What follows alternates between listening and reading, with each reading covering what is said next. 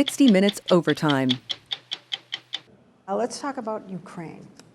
So you're opposed to giving weapons and aid to help Ukraine fight off the Russians. It strikes me that that's what Putin wants. I don't really care about what Putin wants. I voted for the first resolution to denounce Putin and Russia's invasion of Ukraine. What I have voted against is funding a war in Ukraine. The entire time I have been saying the United States needs to be pushing for peace in Ukraine, not funding a proxy war with Russia. We can't afford another foreign war. If we withdraw our aid right now, then Russia will be right up on the Polish border, and that's a NATO country. And if they attack Poland, we'll have to come to their aid.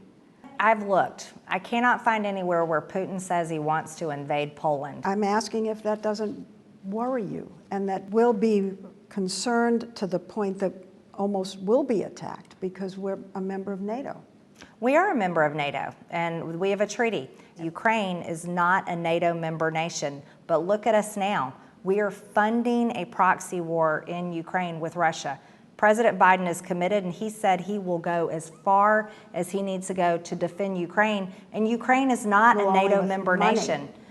So Russia is going in, Russia is fighting this war with Ukraine, not Poland. What about the argument that if we withdraw our money and our weaponry now, China will read that as weakness? China will say the Americans can't be relied upon, and it might encourage China to invade Taiwan.